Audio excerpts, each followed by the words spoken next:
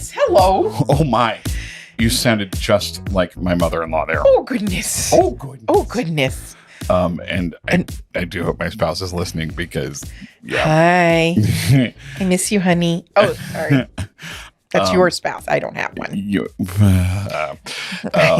My mother-in-law, God love her. She was a card. She was a trip. Well, she produced an amazing human. She did. She did indeed. You know what, Clay? Tell me what. We should have a podcast episode, like right now, like while people are listening. Wait, what? Yeah, you should tell a story, and then there should be a punchline, and there should be a break for snacks. I mean, let's see what happens. And people laugh. Wilder things have happened. Wild Fingers. It's going to be my new chain restaurant. Wild Fingers.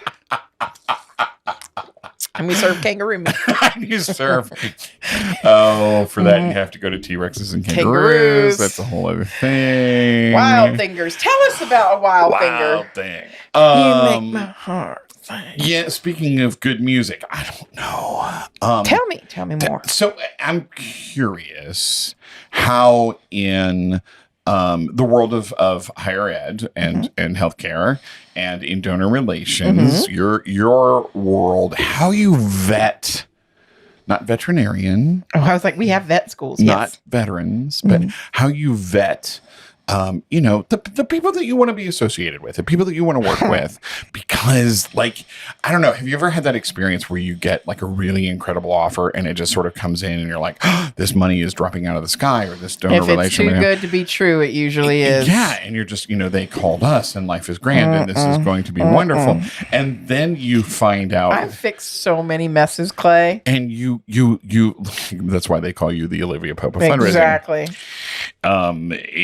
And you just, this is fantastic. And you set all this stuff up and then somebody looks up and goes, did you read the newspaper about him from 5 years ago? So what's he? Who's it? Yeah. So this great new windfall turns out to be a convicted sex trafficker. Oh, that's inappropriate. Well, and there's another word for it, but I won't use it, but it's 4 letters. And that's the one. I said it. Yeah. So you can maintain your integrity. And then you sort of have to backtrack and uninvite this person. They were coming to one of your events? Oh, and doing an event and just all of these. Yeah, there was a convicted felon party. Lot in motion. Yeah. Whoopsies. Yeah, that was, and now personally, it never happened to me. Of course not. I may or may not know of an institution that shall remain unnamed who was having an alumni reception in Mexico. Okay. And the consulate, that's where they were having it. Okay. Informed them that, because you have to send the list in advance because it's consulate, right? Oh. One of the parents ran a cartel. Oh my God. Okay then. Well. So speaking of uninvitations. Uninvitations. What, yes. What a hard thing to have to do to uninvite. True. Someone. I mean, absolutely true. Yes. But there are ways to do it. Right. And then there are ways not to do it. I got a story for you. Oh dear. Oh dear. Is this going to make me laugh? Uh-oh. So the funny part about events is they put you in some very funny situations. Like the time I had to deal with the spouse and the mistress at the same event. But that's a different podcast. Been there, done that. We need 6 inches of century-old muck cleaned off the floor of a warehouse 3 hours before the event started. Yeah, I can't. Yep. I've cleaned toilets and taken cigarettes out of places that I don't want to talk about. But my uninvitation story is one that kind of... I've had galas in crawl spaces. I got galas in low places where the whiskey drowns and the beer chases.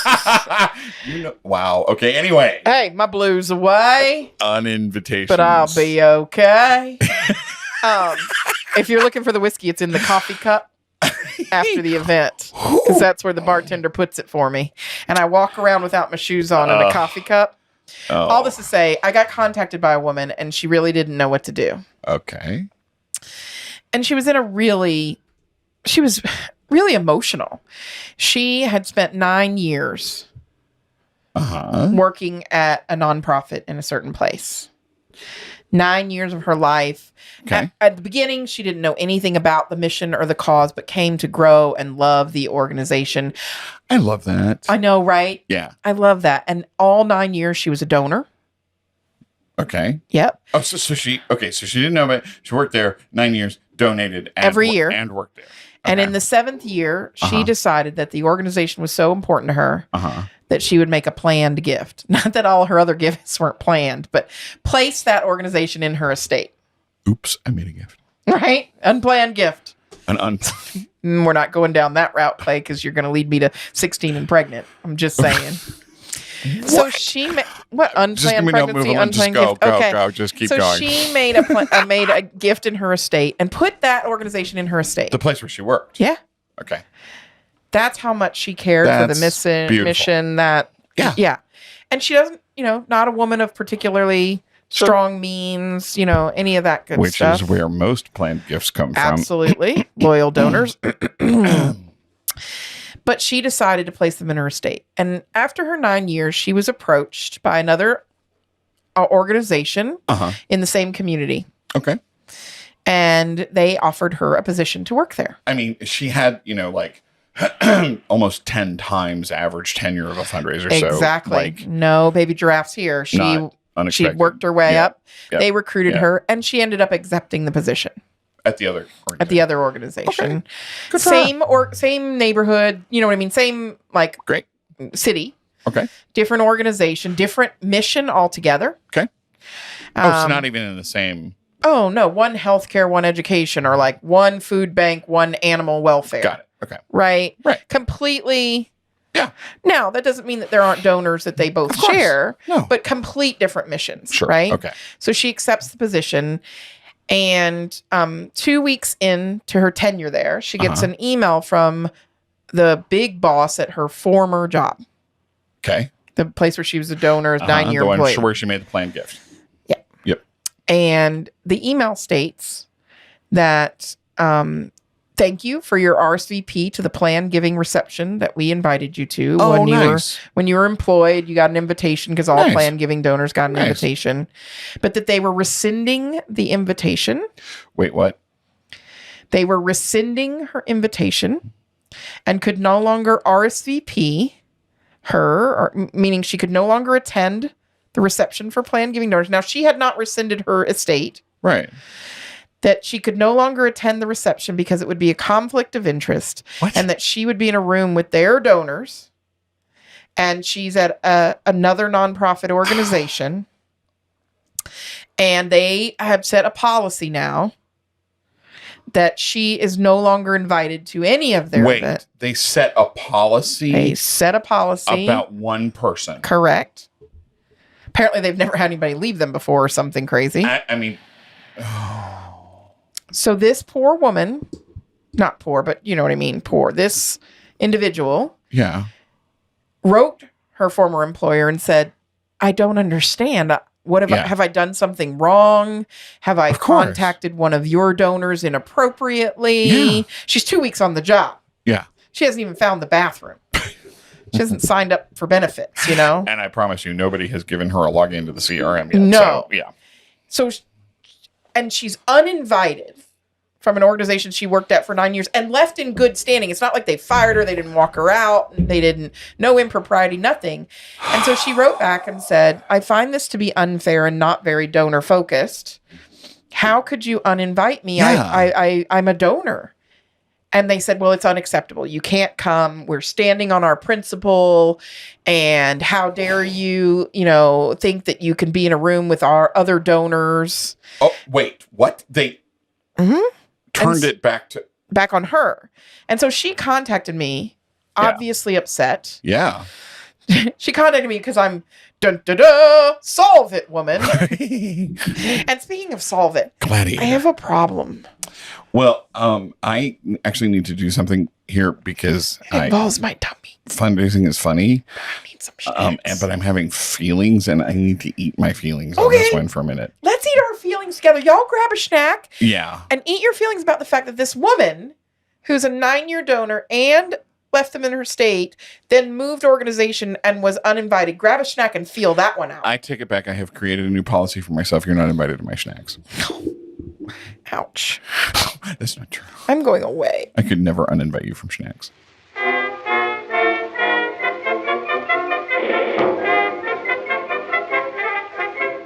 And we're back. I ate my snack alone in a corner in the library. No. Kind of gave me some flashbacks to high school, but that's fine. Snacks flashbacks? Well, I didn't eat lunch in the cafeteria, if you know what I mean. I wasn't a popular kid. So, Same. Yeah, I was a Spanish teacher that took me in, and that's why Spanish stuck. The art room and the theater room. Yep. Life-saving. Safe place for us kids who weren't cool. So, all that to say, so we were talking about the woman. Lynn, this is not funny. No, but you know what? It's real. Yeah. And what's funny is the ego of these asshats to think, I said it. Gloves are off. Gloves are off because I'm an Enneagram 8. I'm a defender of those that have been wronged and harmed. And this woman gave her resources, gave her time. That was her career. And they assume negative intent, that she's going to go in that room and hand out her business card and be like, come over here. I've got better donor lapel pins. Like, now, can I just interject? Of course. I do know people who do work to get on gala invitation lists. Oh, so that they can go and I quote, schmooze other donors for their organization. But has this woman demonstrated that behavior? Well, there you go. Has this woman ever done? Did she rescind her gift? Did she make any gestures to say that she was coming for their donors? And it's a planned giving thank you reception. So all these other people have already made planned gifts. Right. So does she think she's going to be like, hey, Pete, take them out of your will and put us in your will instead? I've got an attorney who will do it at a discount. You know how that trust is irrevocable? Irrevocable, my ass. Talk to me about how you can... All trusts are revocate. Mm-hmm, baby. We could form a revocation club. We're the revokers. Come join the revokers. Oh. I've got pins. You know, like the thought, the abomination, and then them standing behind it. And so she came to me and she goes, what do I do? And doubling down on it. Oh, they this is Vegas, and they just walked out their last 20. To be clear, this did not happen in Vegas. No, God, no. Yeah. No. And so she says to me, what do I do? And I said, well, the first thing I would have done is contacted the head. And she goes, I did. And here's their response. And I went, oh, wait a minute. What? And then she sent me their response. And it was the most cold, calculating, callous, horrific response I've ever seen. There's somebody. And it's not haha funny. This is a community of people. And so what did I tell her to do? What do you think I told her to do, Clay? Rescind her gift. You damn right. They don't deserve her as a donor. And she might believe in the mission, but there are other organizations that have similar missions that I said, I'll help you find one that'll invite you to anything you want to come to. But who are you? You're going to deny somebody, first of all, some smoked Gouda. Don't deny me cube cheese, first of all. And second of all, you didn't even have a discussion with her beforehand. You sent her an email rescinding her invitation. You sent her an email. The funny part is that these leaders thought that an email would be the appropriate way to tell a donor to get bent. They thought that it would be appropriate to tell a donor to get bent. Period. Right? Okay, I'm just gonna lay this on the line. Let's do it. No donor owes any charity money. No donor owes anybody anything. It is their money for them to do with as they decide and they wish. Yeah. And I'm specifically talking about individual donors, right? Yeah. Grants, foundations. Anyway, different story. Different story. But even so, no donor owes anybody anything. And where did we get this attitude in the sector that donors owe us, that we are entitled to that support? I have no clue. Now, listen, I don't love, as you know, that there are billions of dollars sitting in DAFs that donors have gotten tax credit for that are not moving on to charities. Makes sense. I do personally think that the whole DAF system kind of needs to be, but it's their money. Right. It's their money.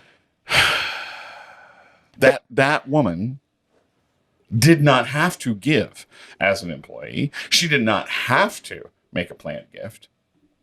And it's a reception, like, okay, and, right? Yep. But it's the principle of it, isn't it? Yep. And it's the, what's the word?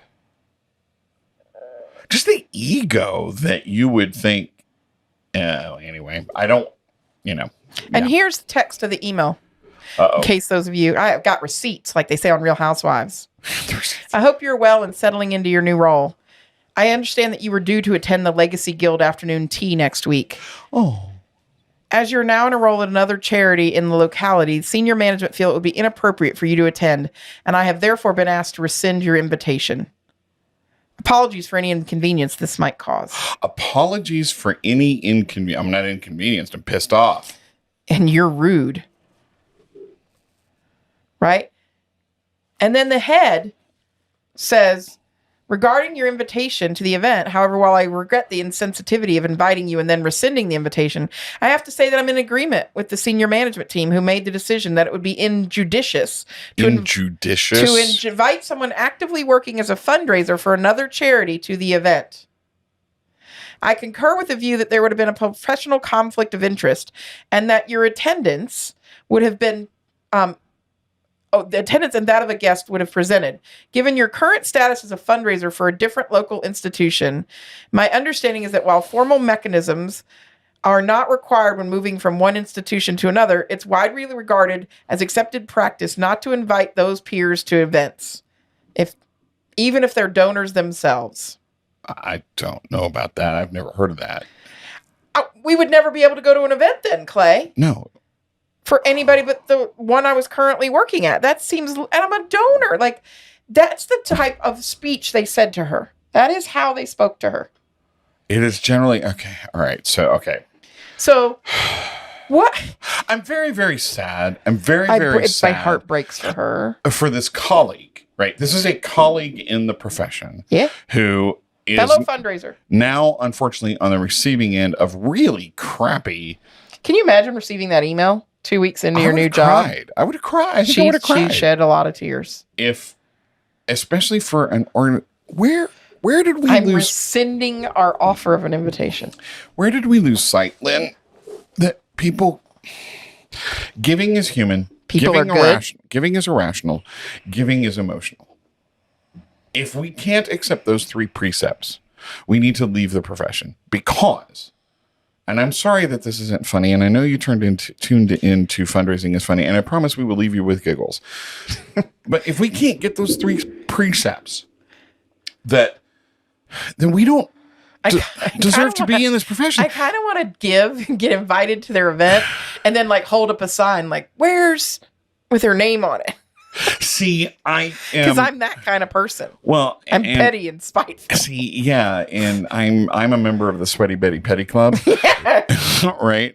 Like, and I want to be like my gym trainer is the pettiest person on the planet, and I adore her for it. And when I am like pouring sweat down my eyeballs and lifting heavy things over my head, she's like saying something petty about something, and I'm just dying laughing. But I just want to do something. I want to write a letter. You've been rescinded from our profession. I want to their leader. I want to write an intent for a planned gift, and then as soon as they send me the paperwork to finalize, I'd be like, psych. Just kidding. You're rescinded. You're rescinded. And again, we need Alanis Morissette's Uninvited playing in the background right now. We just need, what we need? We need to lift up this person. I did tell her, I said, I went to 5 or 10 different colleagues and said, you've moved institutions, you've moved, or like the city of Boston would not, like fundraisers in the city of Boston in the United States. Yeah. That wouldn't exist. The way they move from Harvard to BC to BU to Emerson to, anyway. I mean, like literally MIT to, they wouldn't be able to go to their own alumni functions. But that's how we, yeah. Like, who are you? Who are you to assume that she's going to be there petting donors? And I mean, it's a tea for God's sakes. It's a tea for God's sakes. I mean, put on a fascinator and get over yourself. We're going to need t-shirts. What? Put on a fascinator and get over yourself. Fascinator and get over yourself. I mean, it's not like there was a king or queen in attendance. It just boggles my mind that as a profession, are you so afraid of short-sighted? Are you so afraid of your donors? Are you so afraid of your donors? You don't trust your donors. You don't trust your donors. Not at all. You don't believe in the loyalty of your donors and their belief in your mission if you think they can be poached at a tea. You know, at a tea. I mean, not even at a sit-down dinner, but a tea. I mean, give me an hour at a gala and maybe I'll show some leg. And if you saw my legs right now, you'd be like, I don't think that's going to cut it, Lynn. You might need to shave. My thank you notes are better than their thank you notes. Right? Like, I mean, I'll lure them away with my lapel pin. I've got coasters that you haven't seen before. My lapel pin meets brand guidelines. Yeah. Yeah. Well, mine says made in China, but I took that sticker off. Only the finest silk for my, it boggles my mind that she was good enough to be employed, but you don't trust her around your donors and you don't trust your donors. You trusted her for 9 years. So what's the punchline here, Clay, of this sad, whole uninvited? I mean, you started out with, there are certain people we should uninvite, right? Like our PIMP. And other, maybe this person who runs the cartel is not someone great to have in an event. But this woman had done no wrong. Okay. She was not convicted of anything. Okay. No malfeasance. Big word. Malfeasance is a good word. It's a good one. It's good. The upshot here is and I'm pausing so that our colleagues that edit this will beep this out. But be kind. Be kind. Be generous. It's a tea. She's not going to eat you out of house and home. Another response to her would have been, yes, you could resend your gift, or yes, you could go and eat your weight in tea. Right? What if she just showed up? What could they do to her? What could they do to her? At this stage in my life. I'd show up. Right. With a fascinator. I think 5 years ago, I would have been because I'm trying to keep my job. And I'm sure she's probably a lovely lady, too, and is polite, right? Kind. At this stage in my life, I think I'd show up. I'd show up in sequins. With Tupperware. Because, your board members do it. Oh, sorry. But, I would show up and I'd be like, you're going to have to kick me out. Yeah. We're going to make this awkward and we're going to make this public. Oh, and I'm filming. I brought a friend over here and he's got a GoPro. You're going to have to tell me to leave these premises. And I think the upshot, too, is we have to look at this in context of people who have been employees, who have been kicked out of organizations and discriminated against. And, right, for no fault of their own. It's discriminatory against her because she's a fundraiser. Well, that's just it. Right. That's just it. There are better reasons to discriminate against me than being a fundraiser. I'm sorry. Is your organization so well staffed and so well funded that you can afford to? Obvi. As the young say. Hi, Julie. We love the young. We're just not it. Julie, our producer, who is amazing. Young and vibrant. And remember those days? And so here's the punchline. Be kind. Open your doors. And if you're going to open your doors, let them in. Yeah. I once had an event. I once had an event in an alumni center on a campus, and a gentleman who clearly was not on the invitation list came in to the event, and he was hungry. And so I said to him, "Hey, if you can just wait, if you can, I got an office in the back you can wait in, or you can sit out on our patio. I'll take care of you." And he was like, "Seriously?" And I was like, "Oh yeah, just don't mess up the event for me, dude. Like, my boss is here." And he was like, I said, "I'll take care of you." Yeah. And I said, "And I'll try to take care of you, and it's sooner rather than later." And he goes, "Okay." And he went to the back porch discreetly. He didn't talk to any guests. Like, it was obvious that he wasn't meant to be there. Sure. Right? I don't need to go into more detail. No. So I went back into the kitchen, got to go containers, went and didn't go to the buffet. I went to the troughs in the kitchen and filled them to the brim. I grabbed sodas out of our personal fridge, put them all in a discreet bag, and walked them to the back porch and said, here's what I've got. Thank you so much for being respectful. I said, but, you know, we're a private event and I'll get in trouble with my boss. If you could just, and he said, I'm so grateful. I've had a really bad week. And I said, I hope your week gets better. Sure. I said, do you need anything else? Well, see, there we go. We don't know what's going on in other people's lives. So I think for me, the full upshot here, the full like punchline is do your research, right? Don't invite cartels. Hey, just one member, the head. Whatever. Do your research. Don't invite know who people are, PIMPs. and then be kind. Be kind. Do your research and assume the best. So, yes, we want you to tell us, did you ever have an uninvited guest? Like an animal run through your event. Did you have somebody show up that you didn't expect? Somebody's ex-wife, ex-husband. Mistress. Oh, that's a whole nother episode. Did you ever have an awkward situation with a former colleague at an event? Tell us. FundraisingIsfunny.com.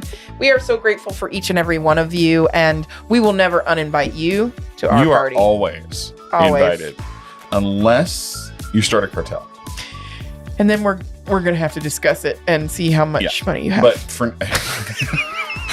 Fundraising is funny. It's always got to have a budget. I'm just saying. So for now, you're welcome to our tea, even if you don't wear a fascinator. And bring your Tupperware.